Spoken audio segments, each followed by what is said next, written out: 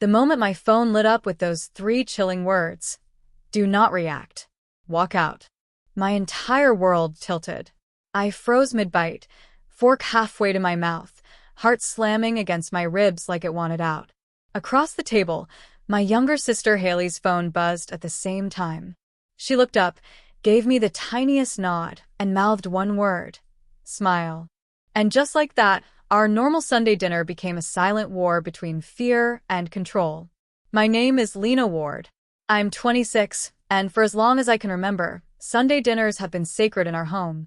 No phones, no distractions, just my mom Evelyn's famous roast chicken, my dad Martin carving it with pride, and Haley cracking jokes that made everyone laugh. That night smelled like garlic bread and warm spices, the table crowded with food, the air full of easy chatter.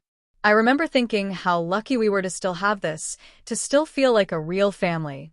But in the blink of an eye, that warmth turned into something cold, something dangerous. My phone glowed under the table, the message burning into my mind. Do not react. Walk out. For a second, I thought it was a prank, a wrong number, anything but real. But then Haley's phone buzzed again. She read it, her smile fading just enough for me to see the fear behind her eyes.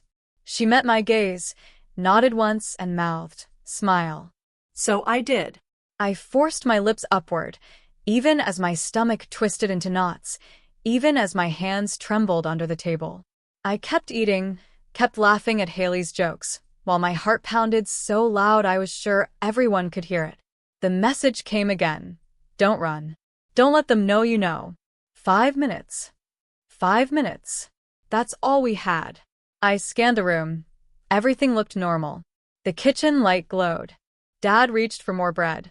Mom scolded Haley for piling potatoes too high.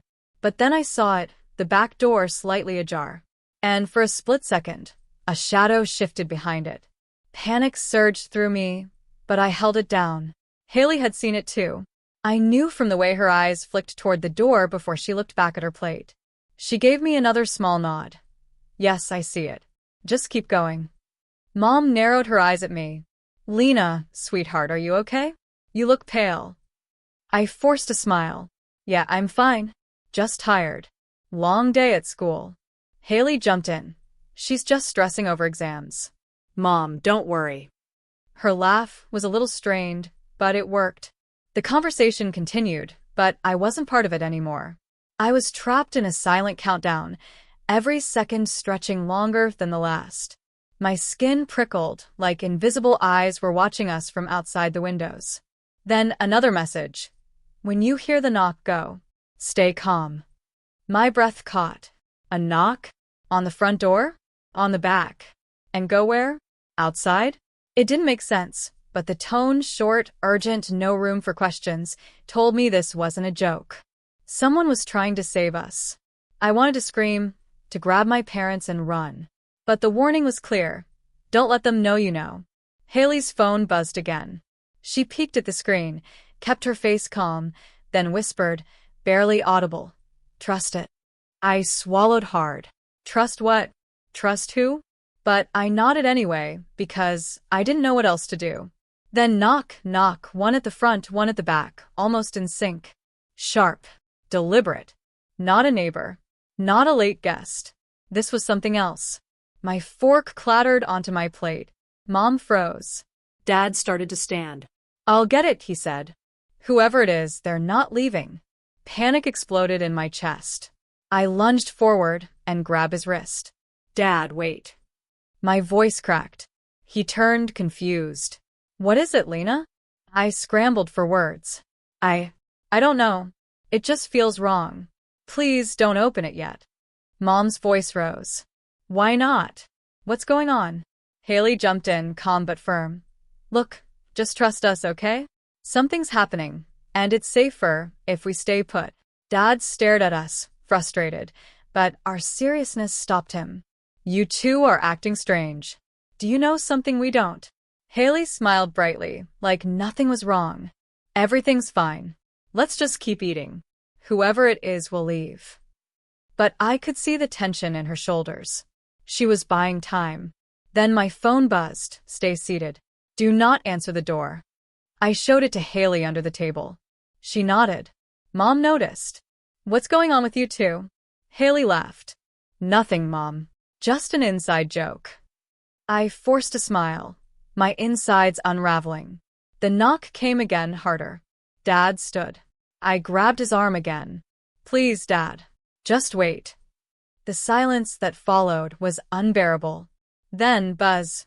Exit through the back door when instructed. Stay calm. Do not alert others yet. My chest tightened. Why only us? Why not warn Mom and Dad? Why not the whole family? I whispered to Haley. Should we tell them? She shook her head. Not yet. If they panic, we're all in trouble. I hated that she was right. The knock stopped. The house went still. Then, wait 30 seconds, then walk out the back door. Do not run. Smile if anyone looks at you. My heart hammered so loud, I thought the whole world could hear it. I looked at Haley. She nodded. I pushed back my chair. Where are you going? Mom asked. Just grabbing some air, I said. Too warm in here. Haley stood too. I'll come with you. We walked toward the back door. Steps slow, faces calm. I glanced at my phone. Now go. I turned the handle. The night air hit my face, cool and sharp. Haley grabbed my hand. We stepped out and saw them. 3 men, crouched near the fence. Glint of metal. Guns. I froze. Haley squeezed my hand hard. Smile, she whispered through her teeth. I forced my lips up. Then, a flash of light across the street. A red blink from a parked car. My phone buzzed. Stay calm. Law enforcement is surrounding the property. Walk forward slowly. Relief and terror collided. Police? Were those men part of it? I didn't know, but we walked, step by step. Then, explosion of light, flashlights, shouts. Police, drop your weapons. Hands where we can see them. The men scrambled. 2 tried to run. Officers in tactical gear surged forward. Handcuffs snapped. I stood frozen, clinging to Haley. An officer rushed past. You're safe. Keep walking toward the light. We stumbled forward, legs weak. When we reached the driveway, I saw it all. Police cars, red and blue lights, neighbors on porches. A female officer approached. Are you Lena and Haley Ward? Yes, I whispered. We've been monitoring armed burglars targeting homes in this area. We intercepted intel that your house was next. You were in immediate danger. The texts came from our surveillance team. We had to act fast. I staggered. Haley held me up. You did exactly what you needed to do. I turned. Through the window, I saw Mom and Dad at the table, faces pressed to the glass, confusion and fear etched deep. The burglars were led away in handcuffs, hoods hiding their faces. I felt rage. They were going to break in while we were laughing, and overwhelming relief. Mom clung to us, sobbing. I had no idea. We were sitting there, and they were right outside. Dad muttered, I should have known. I squeezed his arm.